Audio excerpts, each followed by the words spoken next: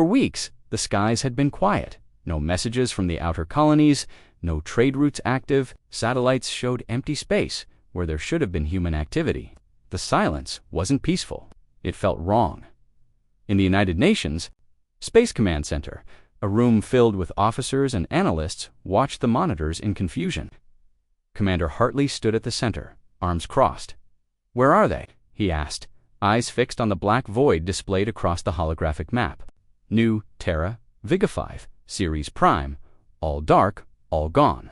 Just then, a red alert flashed. A transmission had arrived. Everyone went silent. "Play it," Hartley ordered. The footage began. First, static. Then an alien face appeared. It had no eyes, just black sockets and pale blue skin. Its voice was calm. "To the humans of Earth, your outer colonies have been cleansed. You spread like rot in this galaxy. We are the cure." The video cut to images, horrible, burning images. Cities destroyed, bodies in streets. Children crying before the screen went black again. No one spoke for a long moment. A young officer whispered, They're proud of what they did." Hartley clenched his jaw. "Send this to Earth immediately. The Council must see it." Within hours, world leaders gathered in the Earth Defense Dome under Antarctica. Presidents, generals, scientists all watching the same horrific video in silence. President Alina Rowe sat at the head of the table. Her hands trembled slightly, but her face remained calm. As the video ended, she leaned forward. "They didn't declare war. They didn't negotiate. They just killed our people." General Ruiz stood. "Madam President, we have two options. We can try to talk, or there's no more talking," she said firmly. Her voice was low but sharp. "We tried peace. We tried diplomacy, and they answered with genocide." There was a pause. Everyone watched her. Alina looked up, eyes cold. "Now we stop being civilized. Far above Earth, deep in orbit, the defense fleet came alive. Ships powered up, drones swarmed like bees. Factories switched from farming tools to weapons. Earth had prepared for a war it hoped would never come. Now, it was here in the Central Fleet Station. Captain Jenna Renna stepped onto the command bridge of the Vindicator, the largest and deadliest warship humanity had ever created. Its hull was black as space itself, and its engines could crush small moons with their thrust. "Captain Rena," said her first officer, L.T. Malik, "we just received final orders. Speak." He handed her the message. She read it aloud. "Initiate Operation Hellfire. No prisoners." Back on Earth, people were scared. News channels ran non-stop updates. Some cried, others protested, but most grew quiet. The silence wasn't fear, it was something deeper, something colder. A mother in New Chicago hugged her child tighter. A mechanic in Luna Base threw away his wrench and picked up a rifle. A teacher stopped her lesson and whispered to the class, "History is changing today. Everywhere, humans were waking up not as victims, but as something more dangerous as the fleet prepared to leave." Captain Rena stood before her crew. "You've seen the images. You've read the orders. This is not a rescue mission. This is not a diplomatic missionists is retribution." Her eyes moved across the faces of soldiers, engineers, Medexal of them hardened now. "They killed our children, burned our cities. They called it cleansing. Now we show them what fire truly is." A cheer echoed through the ship, not one of joy, but of fury.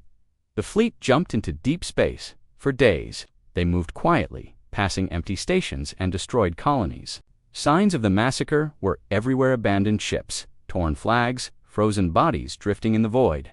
Then, one day they found something. A small ship, barely functioning, sending out a weak human distress signal. Rena ordered it brought aboard. Inside, they found a survivor, one of the colonists. A boy, maybe 10 years old, sitting alone in the dark, with a broken oxygen mask. His eyes were swollen from crying. He didn't speak at first, just held tightly to a metal toy, a tiny Earth soldier. Rena knelt beside him. "We're here now," she said gently. "You're safe." But the boy whispered something that chilled the room. "No one's safe. They're still out there, watching." A day later, another signal arrived, this time from the enemy. The same eyeless alien appeared. "We see you coming. Earth, we welcome your fury. But no, this you will fall like the rest." The signal ended with images of more human settlements, burning, and this time, a message written in blood. We cleanse to purify. You pollute by existing. Malik turned to Rina. They think they're doing something holy. They think wrong, she replied. At the edge of the Triune Sector, Earth's fleet came across a battlefield. A dozen alien ships floated, broken, but not by humans. Another species had tried to fight and failed. Among the wreckage, the humans found a recording. It showed the aliens begging for peace and then being slaughtered anyway. Rina watched it in silence. They don't just want to win, they want to erase everyone. That night, she couldn't sleep.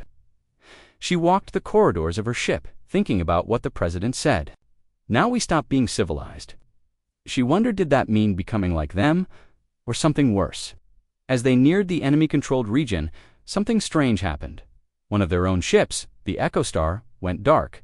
No signals, no alerts. Rina sent a scout team. What they found was worse than death. The crew had been taken. The ship was booby-trapped. When the scouts entered, a message played again. Your mercy is weakness. Your forgiveness is filth. Only fire can wash the rot. Then the ship exploded. 3 scout pilots died. The fleet didn't stop to mourn. They pressed forward. Rina stood on the bridge of the Vindicator, staring into the stars. We can't go back, she said quietly. Malik nodded. We already left civilization behind. Suddenly, the alarms blared. Enemy ships approaching. Dozens of them, shields up. Rina shouted. Ready weapons? Outside, space lit up with beams of light and missile trails. The first true battle had begun. As the Vindicator fired its main cannon, splitting an enemy ship in half, Rina gave one final command, no mercy. Make them feel Earth's rage. And in the dark vacuum of space, humanity's roar finally answered the burning silence. Darkness covered the Earth, not because of night, but because of morning. The broadcast had played on every screen, in every home. Human colonies destroyed, children burned, survivors hunted. The enemy had called it cleansing. They had smiled as they showed it. The galaxy had gone quiet. In the heart of Earth's orbit, something ancient was waking up deep below the surface.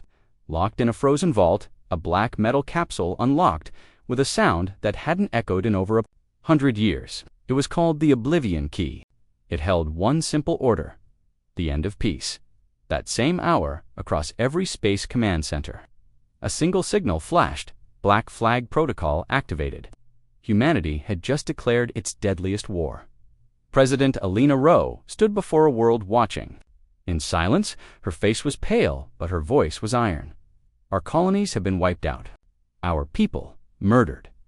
And now the enemy dares to laugh. She paused, letting the weight of her words fall. Let me be clear. Earth did not start this war, but we will finish it. Behind her, the black flag unfurled on every screen across. Earth, a pitch-black symbol with a burning red sword down its center. It had not been shown since the old Earth wars. It meant only one thing: no prisoners, no mercy, no diplomacy. The people of Earth were no longer civilians. They were soldiers in waiting. In orbit, inside the battleship Vindicator. Captain Jenna Rena stood silently in the war room. Her crew surrounded the glowing star map. One by one, red marks lit up each. A colony now gone, 34 confirmed. Destroyed, said LT Malik, reading the feed. Millions gone. Jenna didn't blink. Upload protocol Hellfire into all fleet AI. We hunt now. Malik hesitated. Are you sure, Captain? Hellfire protocol can't be stopped once it begins. Rena turned slowly to him. They burned our children, Malik. They celebrated. We stop when there's nothing left of them. Back on Earth, underground. Vaults opened across continents. Weapons long kept in the shadows were being brought into the light. Massive armored units rolled out of ice-covered bunkers. Drone swarms powered up in the Sahara bases. War-burn facilities reactivated the cyber soldiers once considered. Too dangerous for peace were now being rebuilt. The War Council met in the Arctic Circle base. We go full force, said General Ruiz. Every ship, every weapon. More soft targets. A scientist raised a concern. What if the galaxy sees us as monsters? President Rowe didn't flinch. Let them. The monsters are the ones who taught us how to roar. Meanwhile, in deep space, a rogue transmission cut through the quiet. It was from the enemy. The same eyeless creature appeared. "We see your black flag. Do you think symbols will save you?" it hissed. "We ended your children. Now we will end your cities." The signal then showed Earth's capital, zoomed in through a hidden satellite. "They're watching us," Malik said. "They want us scared," Rena replied. "Instead, they've earned rage." The fleet began moving. Across Mars, Luna Base, Titan outpost ships left their ports. Civilian vessels were converted into gunships. Engineers worked without rest. The shipyards of Saturn blazed with the sound of construction. Earth's greatest fleet in history was being forged under pressure. And at the heart of it, all the Vindicator led the charge. Inside its data core, the AI judgment finished calculating targets. It spoke for the first time. Genocide confirmed. Retaliation authorized. Hellfire unlocked. On board the Vindicator, Captain Rena gathered her team. She looked at their faces, some old soldiers, others young recruits. All scared, all furious. You may think you're not ready, that you didn't ask for this. But let me ask you this. Those colonists asked to burn. Did those children ask to be hunted? "No, ma'am," they shouted. "We didn't start this war, but we will end it," she said. "We are not diplomats anymore. We are fire." A small fleet ship named the Edge detected movement on the edge of the Triune Nebulon. Old human outpost, long forgotten. It shouldn't have had any activity, but something was there. Captain Rena ordered a scouting probe. It returned 12 minutes later. And what it saw made everyone on the bridge go cold. A human beacon was still active, but surrounded by alien ships, feeding off the base like parasites. Worse, the base had survivors. Hundreds. They were using them as bait. "Rescue mission?" asked Malik. Rena shook her head. "Rescue is over. They wanted a fight? Give it to them." The first battle of the Black Flag War began. The Vindicator and its sister ships. Earth's ships didn't flinch. The Vindicator's main cannon lit up space like a miniature sun. It vaporized the enemy cruiser in one blast. Missiles tore through their fleet. Drones swarmed and sliced through hulls. And silent pods crashing into the base and tearing through the enemy ranks with no hesitation. Within 8 minutes, the enemy fleet was dust.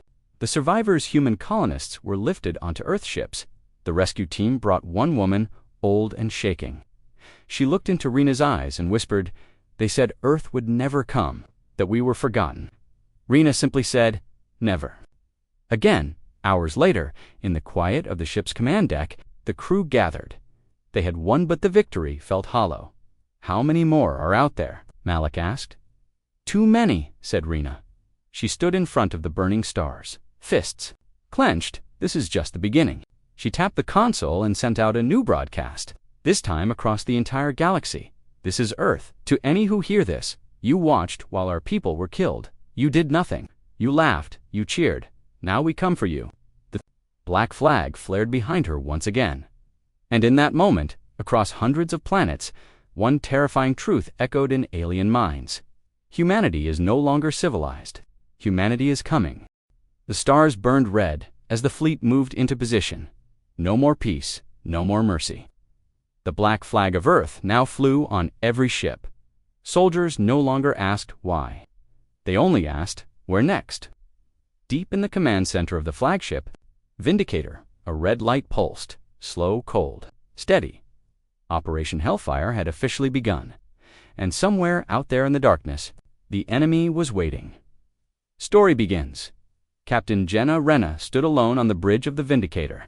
She stared at the holographic map showing hundreds of stars, her eyes locked on one in particular's via their prime, the first target in the Hellfire campaign. 3 billion aliens live there, said LT Malik, standing beside her. Mostly civilians. They gave the orders to cleanse us, Rena said. Now they'll understand what fear truly feels like. Below deck, the Warburn units finished charging. Inside steel pods, enhanced soldiers lay still, half human, half machine. Their orders were simple: strike hard, leave nothing standing. Across the fleet, final checks were completed. Weapons online, shields at maximum, AI systems set to aggression mode. On every ship's main screen, The words appeared, Hellfire. Phase 1 initiated. The fleet jumped in the black void of space, time warped. Then, suddenly, the human ships emerged over Zethar Prime. The alien planet was bright, green, beautiful, and completely unprepared. Alarms didn't even sound until Earth's ships opened fire. The first wave of missiles struck the orbital defense stations. They exploded like fireworks in the sky. The second wave disabled every long-range communication, satellite. Zethar was now cut off from the galaxy. Alone, the third wave was the Warburn. Dozens of pods rained down like falling meteors, smashing into the ground with sonic blasts. The machines inside rose silently cold, armored, and merciless. Burned. Alien soldiers fought back, but were quickly overwhelmed. Human soldiers moved with precision, targeting military centers, energy stations, and command bunkers. Meanwhile, Captain Rena gave a final message to the enemy leaders on an open channel. "You cleansed our colonies," she said. "This is not war, this is justice." The alien leaders tried to reply, offering surrender, asking for negotiation. Rena simply ended the call. No more talking. As Earth forces moved through the cities, something strange happened. They found prisoners, human prisoners, survivors from the destroyed colonies. Some were barely alive, starved, used as test subjects. One young girl had scars across her back. She looked up at the human soldiers and whispered, "Are you real?" A soldier knelt, picked her up and said, "We are now it." Malik entered a central data center. His squad secured the area and found documents, classified orders from the alien government. They revealed everything. The genocide was planned for years. Over 50 more planets were already selected for cleansing. The enemy called it Project Purity. Malik stared at the list. They were going to wipe us all out. He sent the files to Earth Command. Within minutes, every screen across Earth showed the list. Billions watched in silence as they saw the names of their homes. Now Earth had proof. This was never about war. It was about extinction. Back on Zethar Prime, the enemy was falling fast. But just as Earth's troops moved into the capital bunker, an explosion ripped through the sky. A massive alien warship, hidden in the planet's lower orbit, emerged. Its cannons glowed. "This is the Dread Sun," said Rena. "Biggest ship they've got. It's been hiding." The Vindicator turned and charged. A space battle began. Laser beams sliced the sky. Missiles exploded like red stars. Fighters flew like hornets between the giants. The Dread Sun fired a gravity cannon, tearing a chunk off the Vindicator's side. But Rena didn't flinch. Charge the main weapon. Target their core. "Too risky," Malik warned. "If we miss, we won't." The Vindicator's AI judgment locked on. Main cannon minus 97% charge, target lock to 99%. The enemy warship moved to fire again, but Earth fired first. A beam of pure energy sliced through the Dread Sun like a blade through glass. The alien ship split in two, its remains falling into the atmosphere like broken bones. The sky went dark. Silence fell over. Zethar Prime, the city, burned behind them. Smoke curled into the sky. Human banners were planted into the ground. Operation Hellfire. Phase 1 complete, Rena stood over the ruins of the Alien Council chamber. She looked at the enemy flag on the wall, then ripped it down. One of her soldiers walked over. "We did it, Captain. They're done." Rena didn't smile. "This was only one planet," she said. "There are 50 more." Malik appeared with a report. "We found something else in their archives," he said quietly. "Another species, not human. They were also targeted, but they didn't survive." Rena's voice lowered. "So we weren't the first?" "No," Malik said. "We were just the loudest." That night, a broadcast went out across the galaxy. In every direction, humans sent the message. Zethar Prime has fallen. This is Earth's answer to genocide. Some planets cheered in secret. Others panicked. But the message was clear. Humanity was no longer on defense. They were coming with fire. In her quarters, Rena looked out the window into the stars. She held a small photo in her hand. Her brother? He'd lived on Vega 5, one of the first colonies destroyed. He'd never had a funeral. There was no body left to bury. She kissed the photo. "Sleep now," she whispered. "We're doing this for you." Then she stood up, calm and cold once. More. Prep the fleet, she ordered. Next target, in 12 hours. And somewhere in the stars, another enemy world waited. But this time, Earth was the storm. In the cold shadows of a dead moon, a single human outpost blinked to life. A weak signal escaped from the surface an old distress beacon from a station thought destroyed years ago then. Silenced. Captain Jenna stood aboard the Vindicator, staring at the flickering transmission on the screen. There were no words, no voices, only static, and a single flashing code. Alive, but was it a trap, or had someone survived? There was only one way to find out. The moon was named Demos 3, a mining colony near the edge of enemy territory. It had gone dark months before the genocide even began. Most believed it had been taken, its people wiped out.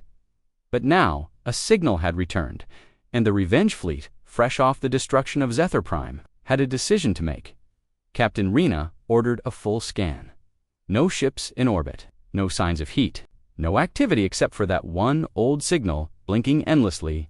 LT. Malik leaned over the console. Could be survivors. Could also be bait. Rena stared through the glass at the dead gray moon spinning below. We go in, she said, but we go ready. The recon team landed first. 6 soldiers in black armor stepped onto the moon's rocky surface. Their boots left deep prints in the gray dust. The old mining station stood nearby, half-buried, silent. Inside, everything was frozen, walls cracked, machinery dead.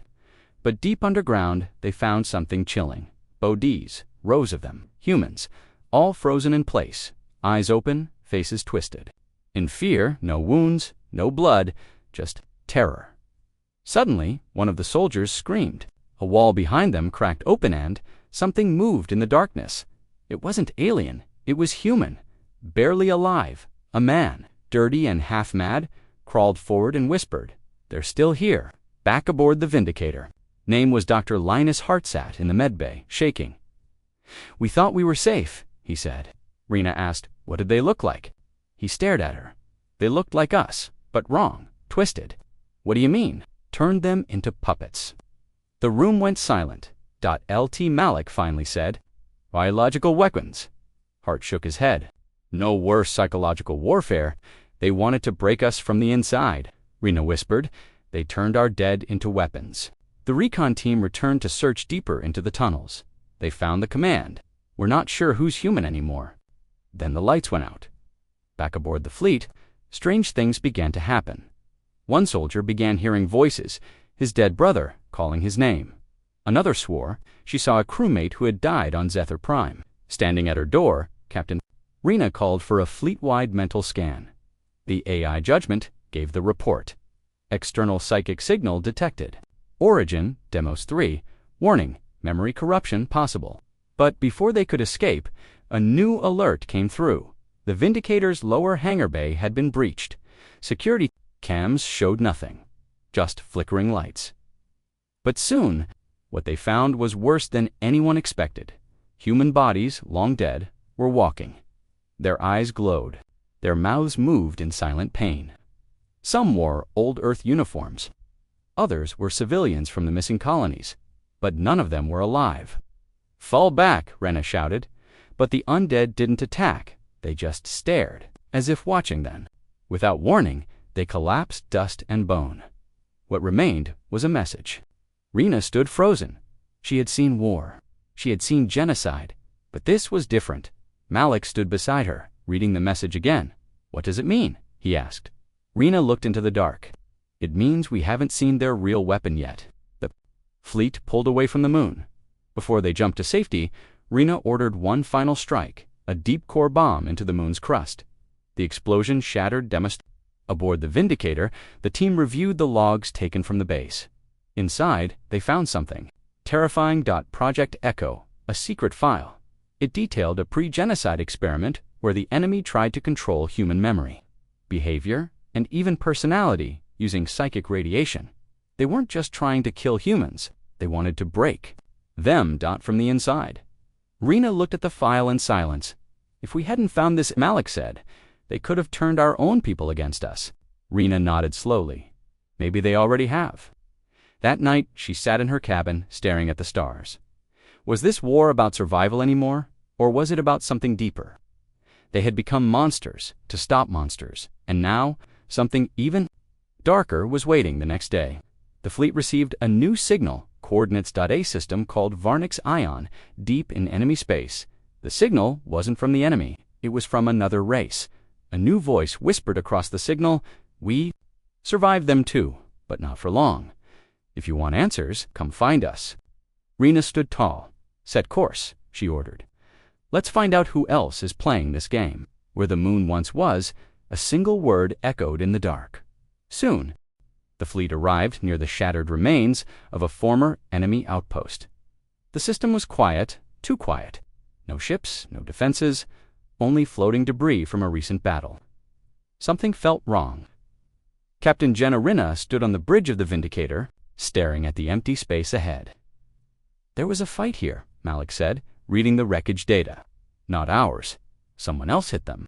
Before they could investigate further, the Sentinel, one of the scout ships, picked up a life signal from inside a broken alien battleship. It was faint, but real. The source, a single survivor trapped in a damaged prison cell. Against all warnings, Rena ordered a retrieval team. A squad of war-burned soldiers entered the broken ship, navigating twisted corridors and burned-out control rooms.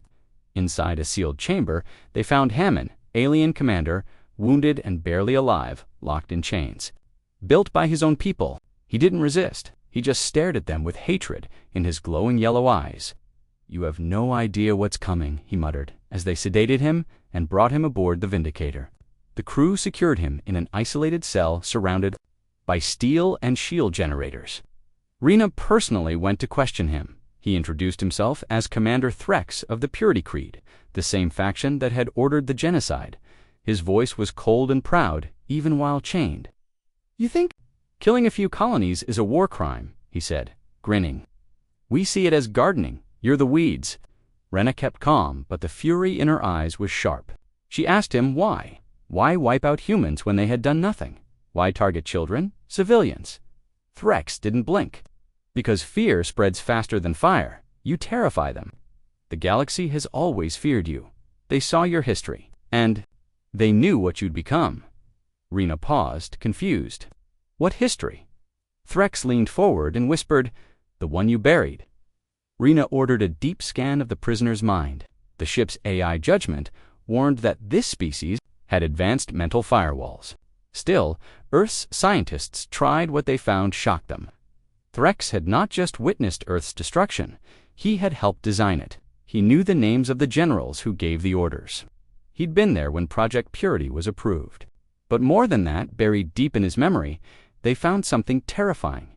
He had studied ancient human transmissions, videos, wars, riots, history from centuries ago. He believed humans were not just dangerous, but unstable. "Your kindness is fake," he told them. "Your peace is a lie. We struck first before your true nature returned." The crew was divided. Some wanted to kill Threx immediately.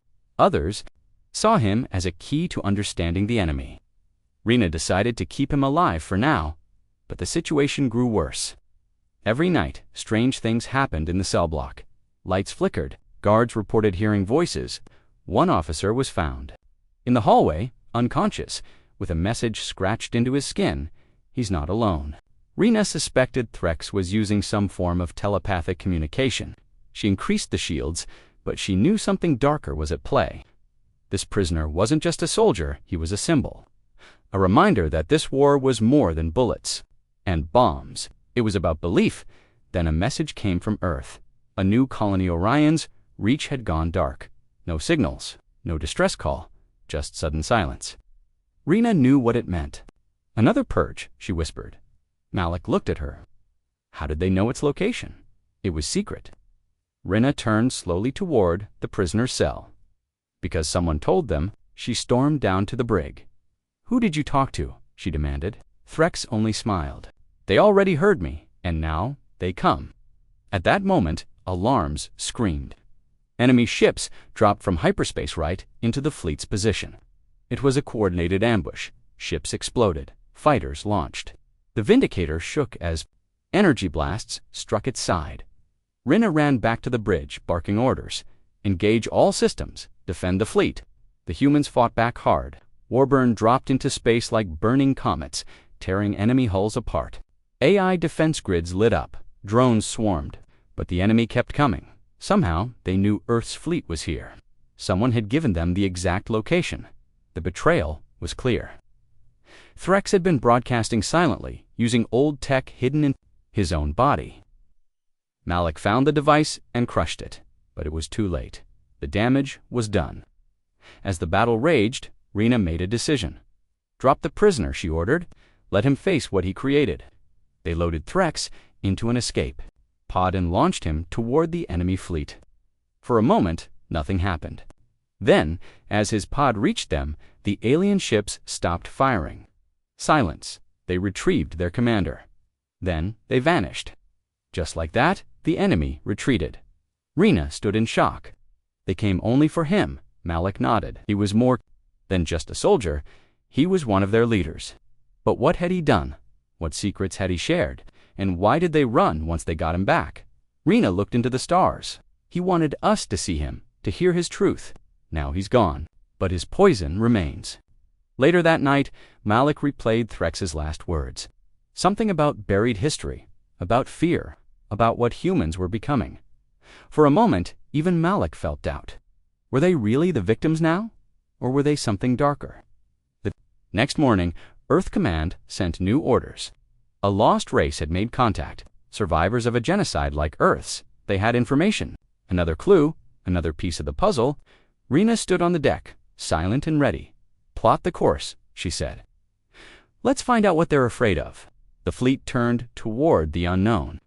But even as they jumped, the memory of Threx's smile stayed in the shadows.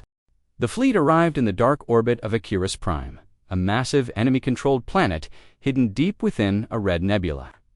No stars shone here, only thick clouds of glowing gas that twisted like smoke around ancient moons. Earth's command had received the coordinates from a mysterious signal traced to a forgotten civilization, one that had also been wiped out. Akirus wasn't just another enemy base. It was one of their strongholds, the place where orders for the human genocide had been created, tested, and perfected. Captain Jenna Rina stood on the Vindicator's bridge, staring at the storm-covered planet below. This is where they planned it, Malik said quietly. This is where it began. Rina nodded. Then this is where we show them how it ends. She gave the command. Earth's fleet split into formation battleships in front, carriers behind, and Warburn pods prepped for surface insertion. As the ships moved closer, the enemy fleet rose from the planet's surface like shadows with teeth. Hundreds of alien ships formed a wall of steel and fire. For a brief moment, there was silence, then war returned. Missiles screamed across space. Beam weapons tore through shields. Explosions lit up the nebula. The Vindicator pushed through the center, tearing through enemy lines with brutal force. But for every ship they destroyed, 2 more appeared. It was clear the enemy would die defending this place. In the chaos of battle, Rina ordered a ground assault. We need to see what they're hiding down there now. Warburn pods launched from orbit, slamming into the surface of Akirus Prime. The ground was a battlefield of smoke, fire, and blood. The Warburn Earth's cyber soldiers moved with terrifying speed, cutting through defenses like blades through cloth. Behind them came human troops, armed with advanced gear and burning rage. The battle on the surface was brutal. The enemy had dug deep trenches, installed gravity mines, and built towers powered by dark energy. But nothing stopped the humans. They moved like a wave of vengeance, crushing everything in their path. Inside the ruins of an alien fortress, one squad uncovered something horrifying. Malik and a group of soldiers found a chamber full of cages, thousands of them. Inside were human survivors, some alive, some barely breathing. Many had been taken from the colonies months ago, believed to be dead. But they were here, enslaved, beaten. Some had been experimented on. The soldiers stood in stunned silence as weak voices called out, "Please, are you from Earth?" Malik dropped his weapon and knelt beside an older woman. "We're here. Now," he said, his voice shaking. "You're going home." But then they saw the rest. In another room, children used in experiments, held in stasis pods, some with cybernetic implants forced into their skulls. The horror hit the fleet like a shockwave. When the footage was sent to Rena, she froze. Her hands trembled as she watched the children stare blankly through glass. "They weren't just killing us," she whispered. "They were building something, studying us, copying us." Malik's voice came through the comms. "Captain, they weren't afraid of us. They were trying to become us." Rena ordered. A full purge, every enemy soldier, every lab, every base. No one was to be left standing. The Warburn unleashed their fury, burning the facilities to the ground. Human soldiers moved with the fire of grief and revenge. The sky above Acarus Prime turned black with smoke. But even during the destruction, they uncovered more. Deeper underground, they found an archive, thousands of alien files written in code, translating slowly. The truth came out: this planet was a research hub. The enemy had studied every aspect of human evolution, behavior, emotion. They had learned to mimic it. They had tried to build artificial humans, soldiers, drones, psychological weapons. "They feared us so much," Malik said. "They tried to become what they feared so they could control it." But something had gone wrong. The files showed failed experiments madness, rebellion, breakdown. Their creations had turned on them. That's why the facility had fallen into chaos before Earth even arrived. One last chamber remained. It was locked behind a deep vault, guarded by heavy defenses. Rena herself led the final push.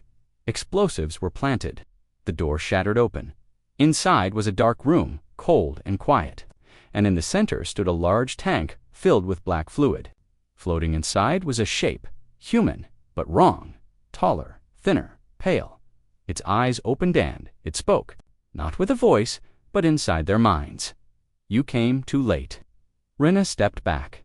The thing inside wasn't a prisoner. It wasn't a victim. It was something new, a hybrid, half human, half enemy. A creation designed to replace both sides. They were going to end their own species, it whispered, and start over. With us, Rena gave one order: destroy it. The tank was blown apart. The creature died without resistance. But its message echoed long after the body was gone. "We were not their only plan," Malik said. "There are more out there." With the base destroyed and the survivors rescued, the fleet began pulling out. But Acarus Prime was no longer just a battlefield. It was a graveyard for aliens, for humans, and for the truth. The siege had ended, but something darker had been uncovered. As the fleet prepared to leave, Earth Command sent a new alert. A signal had been detected from deep space. A distress call, not human, not enemy. A third voice, calling for help. Captain Rena stood on the bridge, battle-worn but stronger than ever. She stared at the new coordinates. "There's another piece of this story waiting," she said, "and we're not done." Malik looked at her. "We've burned half the galaxy just to get here. What if the next place burns back?" Rena answered without blinking. "Then we burn brighter." The fleet turned once more toward the stars. Behind them, Acarus Prime smoldered, and in the silence that followed, the survivors whispered one truth. Earth had become something else, something the enemy had feared all along. Not because of strength, but because of what rage had awakened. The fleet reached the edge of known space, a place no map covered, where stars were sparse and the void was deep and cold. Here, the signal called out again, a soft whisper in the darkness, coming from a planet hidden in the shadow of a dying sun. The world was small, covered in ice and old ruins. The signal wasn't human. It wasn't alien either. It was something older. Captain Jenna Rena stood on the bridge of the Vindicator, staring at the swirling darkness outside. "There's no reason to be here," Malik said. "Nothing shows up on any scans." But Rena replied firmly, "The ones who warned us are here, the ones who suffered before we did. If they survived, we owe them more than silence." The fleet held position while a scout ship descended. As it landed on the frozen planet, the surface groaned beneath the weight of untouched time. The team stepped out 5 soldiers, covered in heavy armor, weapons ready, but hearts tense. The ruins were vast and silent, giant structures carved from black stone, reaching toward the sky like fingers frozen mid-prayer. Strange symbols glowed. Faintly on the walls, some looked like stars, others like eyes. Then a door opened, not by force, but as if it had been waiting. Inside, a corridor of light led the team into the planet's core. They didn't speak. They couldn't. Something in the air made their words feel small, useless. At the center, they found them not living, not dead. A group of beings stood perfectly still in a circle, tall and thin, covered in glowing robes. They had no mouths, no eyes, just presence. Then, the soldiers heard voices, but not with ears. The beings were speaking directly into their minds. "You are late," the voices said as one. "But you are not lost." Back on the Vindicator, alarms sounded. The entire ship was receiving the same message. Every crew member, every AI, every mind, we are the first burned, before your kind, before your stars. They came for us, too. Rena listened, heart pounding. She asked them, why did the enemy commit genocide? Why so much hate? The answer came slowly, wrapped in sorrow and warning. They fear what they do not control. They envy what they cannot become. You are chaos, wild, beautiful, free. That is what they hate. One of the beings turned toward the soldier closest to it. They used us to test the fire. We were the trial. You are the result. The beings showed visions flashes of old. Wars long before human history. Entire civilizations erased. The enemy had done this before, many times, to many species. But humanity was different. They broke us, the beings said. But you broke back. The team stood frozen. The message was not just history, it was a warning. They are building a final weapon, the beings said. Not to destroy your world, to rewrite it. Rena's eyes widened. What kind of weapon? The answer came like a shiver in her soul. One that changes your thoughts, your hearts, your very memory. A weapon that makes you forget who you are and love your masters. A silence followed. Then, a final word. They will not burn your cities, they will burn your truth. Before they could ask more, the ruins shook. The sky turned red. Something massive was arriving. Enemy ships dropped from the void, more than Earth's fleet had ever seen. The planet wasn't just a hiding place, it was a trap. They feared the message would reach you, the beings said. They feared you'd remember what you are. The ground began to crack. The beings did not run. We have spoken, they said calmly. Now fight or fade. The scout team raced back to their ship. As they launched into the sky, the planet below began to collapse. Swallowed by enemy fire, above the Vindicator faced an armada. Thousands of ships. Too many, Malik turned to Rena. We can't win this, Rena answered coldly. Then we. Make sure they don't either. She sent a fleet-wide command. Full assault. No retreat. The sky became fire. Earth's fleet charged, screaming through the enemy line. War-burned soldiers launched in every direction. AI-controlled drones moved like swarms of metal insects. Space itself seemed to crack under the pressure, and yet the enemy kept coming. For every ship destroyed, more arrived. But this time, Earth's fleet wasn't alone. From the edge of the system, new ships appeared. Unknown symbols, unknown tech, but friendly. The first burned had sent one final gift, one last surviving fleet. Old, ancient, but powerful.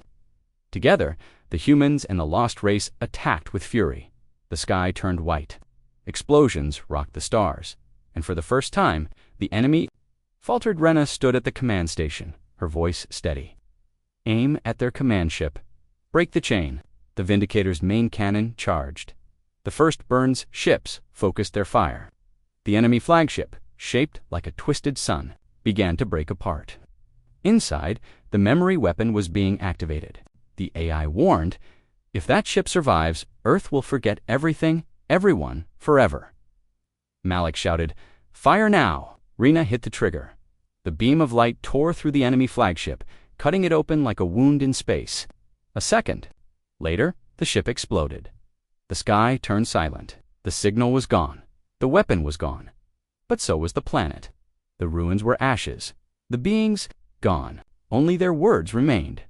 As the fleet regrouped, Earth Command sent a message. The galaxy is waking up. Others are watching. Some are ready to join us. Others will try to stop us. But one thing is clear. Now humanity is no longer alone.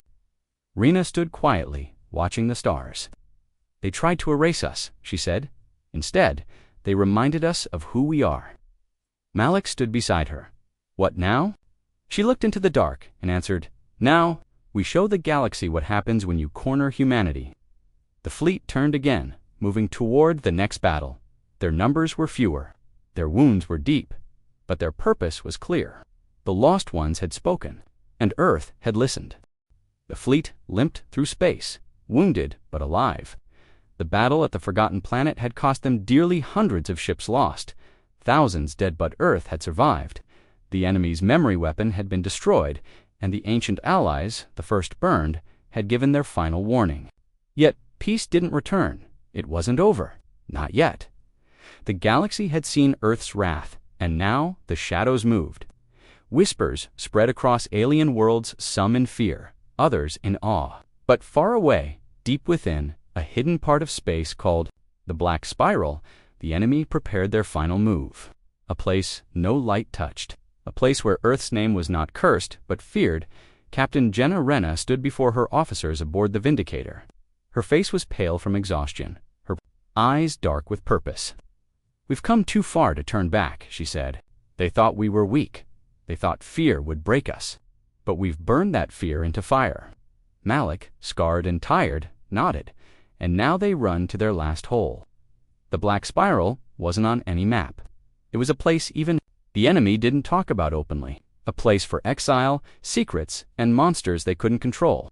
But the fleet had found the coordinates, ripped from a dying enemy commander's mind during interrogation. If the leaders of the genocide were hiding anywhere, it was there. The approach was not easy. The Black Spiral was surrounded by a minefield of broken space-unstable gravity. Black holes and dying stars twisted into unnatural shapes. Many ships couldn't handle it. Some were crushed. Others vanished without a trace. The remaining fleet pushed forward, led by the Vindicator. As they neared the center, a structure came into view. Not a planet, not a base. It was something else. A ring, the size of a moon, floating in the void. Inside the ring was a black storm, spinning like a hurricane. Inside the storm, a fortress, massive and ancient, powered by engines older than history. This was the core of the Purity Creed.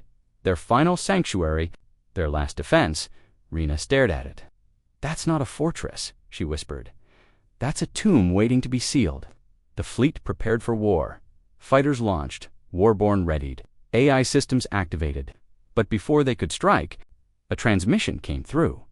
The enemy wanted to speak. On screen, an alien appeared, tall, skeletal, wrapped in red robes. His voice was calm, almost kind. Humans, he said, you are stronger than we expected. You have survived the flame. But ask yourself, have you become what you hated? Rena stepped forward. We became what we had to be. The alien nodded slowly. Then let me offer peace. No more war, no more blood. We vanish. You return home, the galaxy forgets. But Rena didn't believe him. She saw behind his words. They weren't offering peace. They were buying time. You lost, she said, and now you beg. The alien's smile faded. We do not beg, he said softly. We ascend. The signal cut.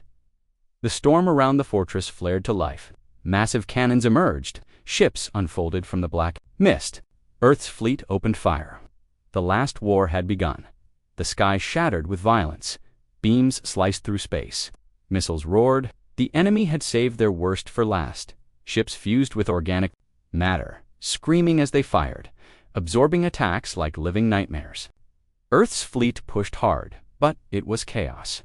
Malik's ship, the Valor's Edge, was hit engine failure.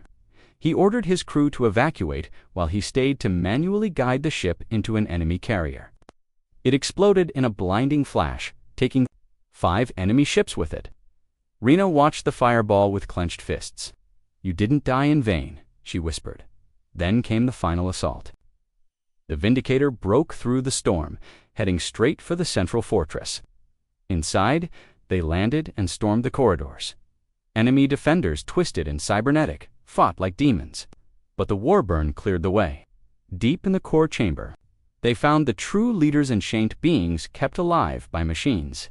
Minds connected to a vast network that controlled their forces.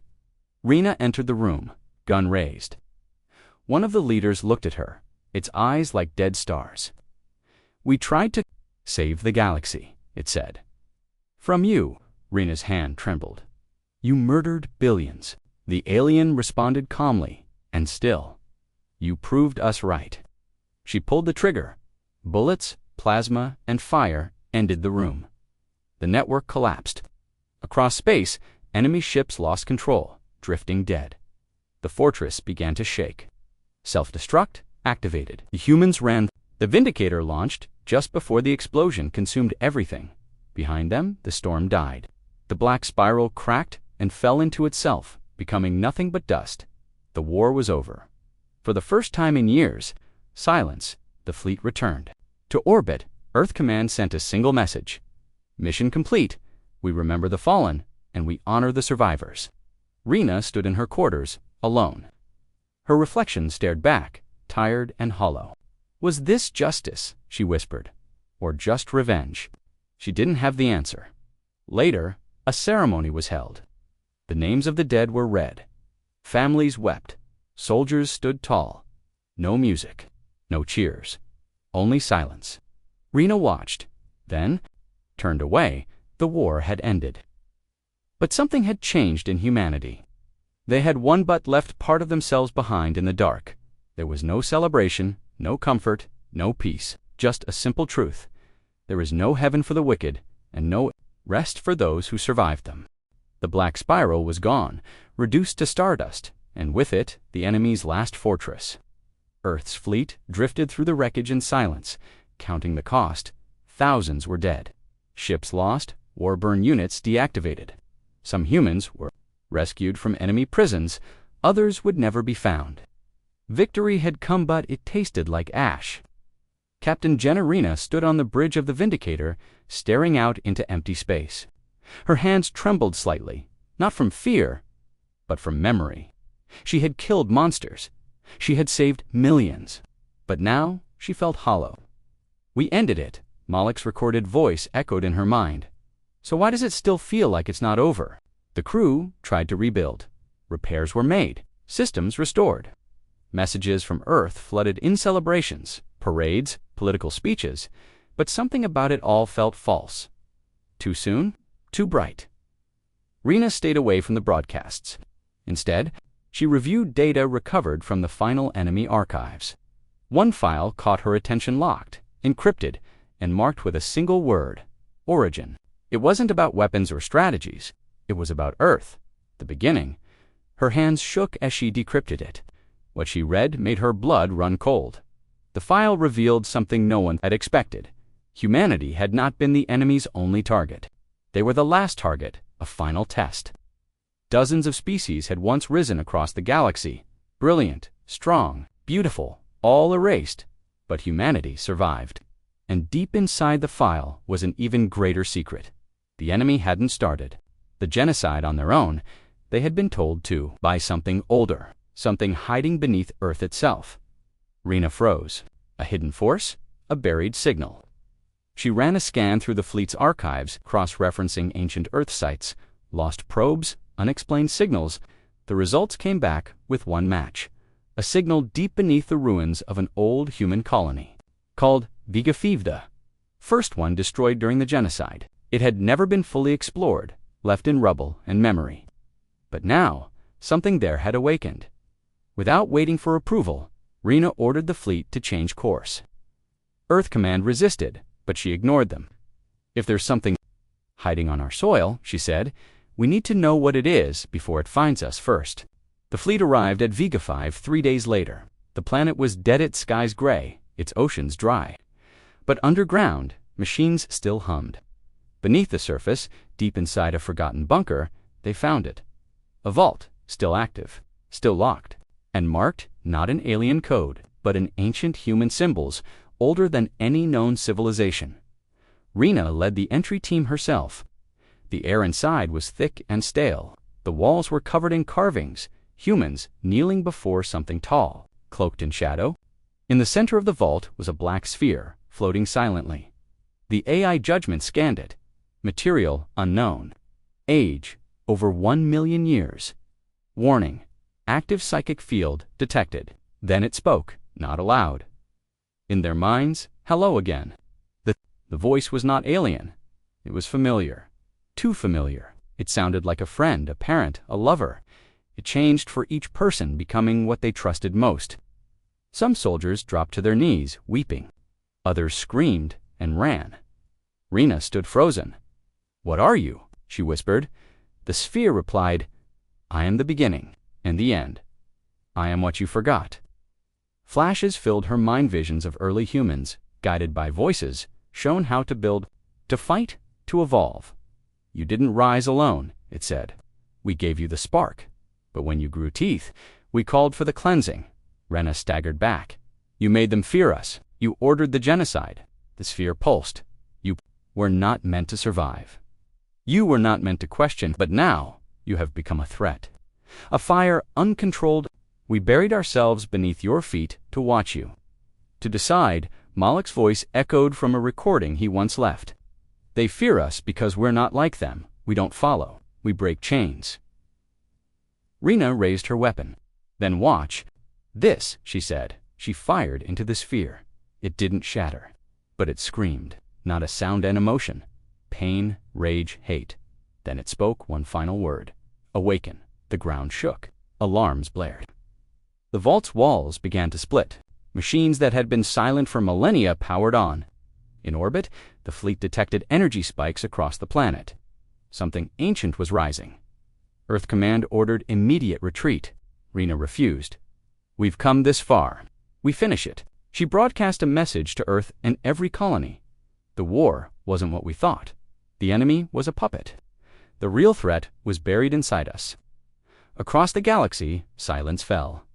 Everyone listened, and deep beneath Vega 5, the darkness opened. Its eyes, the world held its breath. Earth Command, the colonies, the survivors of the war, everyone watched as the signal from Vega 5 echoed across the galaxy. What Captain Jenna Rena had found was not a weapon, not an enemy base, but something far worse, a buried truth. The ancient black sphere, hidden beneath the ruins of the first fallen colony, had awakened something old and dangerous. And now, the ground cracked with each pulse. Machines long dead came alive, rising from deep caverns. They weren't alien. They weren't human. They were something else. The architects, the ones who had given the enemy the command to begin the genocide. And the same ones who had once helped humanity rise. Jenna stood at the edge of the awakened vault as the darkness took shape. Massive machines, covered in symbols older than language, climbed out of the ground. Their forms shifted half metal, half memory. They didn't walk, they floated, dragging echoes of thought behind them like smoke. The lead construct spoke directly into her mind. "We gave you fire, we gave you form, but now you burn too bright. You were meant to serve, not survive." Jenna clenched her fists. "You're not gods! You're cowards hiding in the dark!" The construct replied calmly. "We are what comes before and what comes after." In orbit, the Earth fleet faced an impossible decision. The energy rising from Vega 5 was off the charts. The AI judgment warned, planetary detonation imminent. Reality instability detected. Recommend evacuation. But Jenna refused to leave. "We didn't survive a galaxy-wide war to run from ghosts," she said. She ordered a ground team to follow her deep into the vault's core, where a final machine waited larger than all the rest, humming with power. It wasn't just a weapon. It was a rewriting device, a machine that could change minds, rewrite memories, even erase whole species from reality itself. This was the true genocide engine, the one the Purity Creed had failed to activate. As they entered the core, the walls began to show images humanity's history, twisted and distorted. Wars we never fought, victories we never earned. "This is what we would have given you," the architects whispered. "A clean past, a safe future. But you chose chaos." Malik's voice echoed in Jenna's earpiece from a backup recording. "We don't want perfect. We want real, even if it's ugly, even if it hurts." She looked at the core, glowing, pulsing like a heart. It was ready. One more signal, and everything would be erased. Jenna made her choice. She activated a virus. Created by Earth's best minds, something designed not to destroy the machine, but to make it remember. Suddenly, the core screens flashed with truth. Real history. Every war, every sacrifice. The machine stuttered, confused. The architects screamed in rage. "You poison our perfection with your pain," they shouted, but the damage was done. The machine, now infected, turned against them. It began to show their memories, their lies, their experiments, their manipulations. The vault cracked. Their illusions collapsed. Earth's fleet launched emergency pods to rescue the ground team. The surface of Vega 5 shook violently, mountains fell, oceans boiled. One last message came from the planet below. Jenna's voice. "If anyone hears this, don't forget, that's how they win. Not with fire, but with forgetting." Then, the signal went silent. The planet imploded from orbit. The fleet watched in silence as the ashes of Vega 5 spread across the stars. No explosion, no fire, just silence. Earth mourned. Statues were built, names were honored, but one thing was never rebuilt: the machine that could erase truth. That stayed buried. Years passed, the galaxy healed. Former enemies now stood beside human colonies. War-burned soldiers became peacekeepers. New children were born under new suns.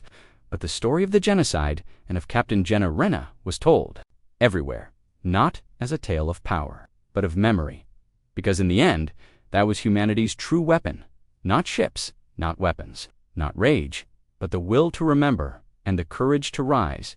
Again and again and again, the end.